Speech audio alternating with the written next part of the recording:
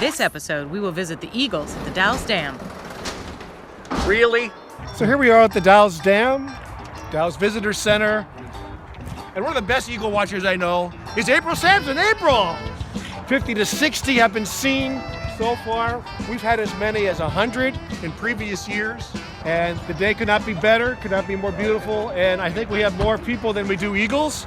This is the view that pretty much every visitor to the Dalles Dam eagle watching gets.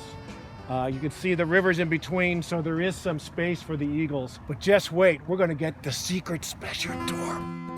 Eagles, our national bird, are rarely seen in big numbers.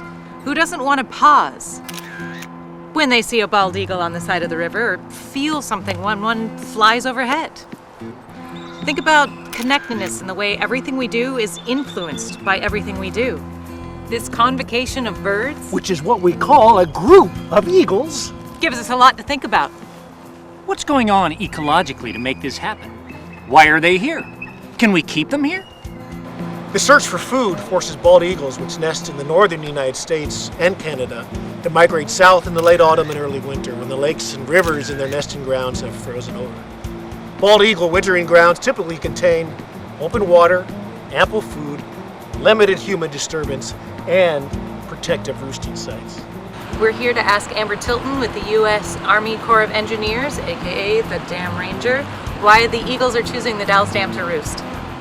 Well, our best guess is these dam eagles come here every year to winter because it's a private, secluded place near the Columbia River, which is a great food source for them.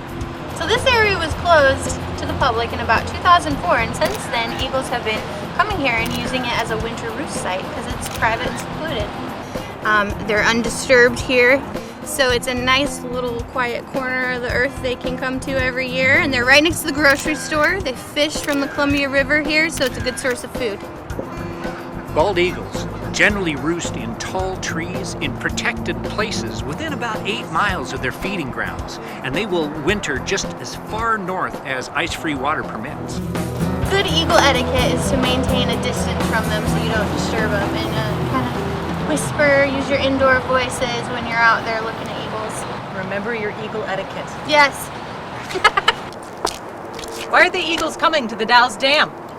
Because there's no sales tax in Oregon and proximity to close motels.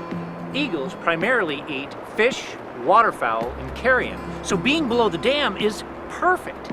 Their diet consists of 90% fish, so they find live fish, and they eat spawned out salmon and shad and kind of clean up what's left out there. They would eat these if they had a chance, and they'd even snatch them out of the talons of an osprey. Did you know 23 million people took trips away from home last year to birdwatch? Well, that means they're eating at local restaurants, staying at local hotels, shopping at local stores, and creating tourism jobs. There are lots of jobs linked to wildlife-associated recreation.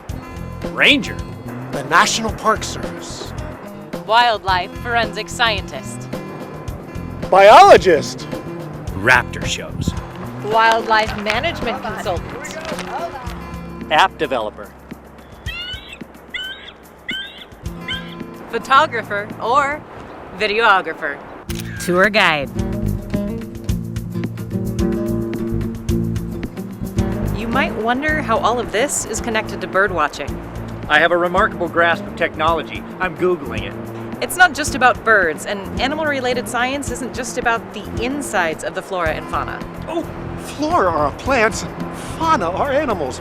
I'm quite fond of them both. Animal-related recreation is a billion-dollar business. Wildlife agencies have been sponsoring a national survey of fishing, hunting, and wildlife recreation every 5 years since 1955. Joe, any chance you've got some of those numbers? Pay attention, there's math involved. The report found that more than 100 million Americans over the age of 16, or 40% of the U.S. population, engaged in some form of fishing, hunting, or wildlife-associated recreation. These individuals spent about $156 billion on expenditures related to these activities. Birdwatching, or birding as its enthusiasts call it, is the fastest growing outdoor activity in America. According to the U.S. Fish and Wildlife Service, the unobtrusive world of birdwatching now includes about 1/5 of the American population, more than 50 million people. Birdwatchers outnumber hunters and fisher people combined. The great thing about birdwatching is that it exerts an overall positive rather than a negative effect on our world. So when we come out here to look at eagles, there are many things going on. Science. The female eagles are larger than the males. They'll get up to an 8-foot wingspan. Technology. Look it up. Engineering. Fish ladders. Math. Hundreds of eagles equal thousands of jobs, millions of fans, billions of dollars. So the next time you're driving I-84 and see an eagle, you'll remember that it's more than just our national bird. It represents a vibrancy of life that's critical to the Columbia River Gorge. And the world. So what can we do to help other endangered animals? Some examples of endangered species right here in the gorge include the northern spotted owl on both sides of the river, the western gray squirrel only on the Washington side. Well, hey, due to the protection efforts, wolves were spotted in January 2018 in the Mount Hood National Forest. It was the first confirmed sighting of multiple wolves in the area since they were eradicated in the 1940s. You can start by asking, why is biodiversity important? Eagles are no longer listed as an endangered species because scientists figured out what was harming them. Yeah, DDT. Eagles ingested birds and animals that had fed on DDT-infested insects, which in turn made their eggshells thin and brittle, thus lowering the birth rate of their chicks.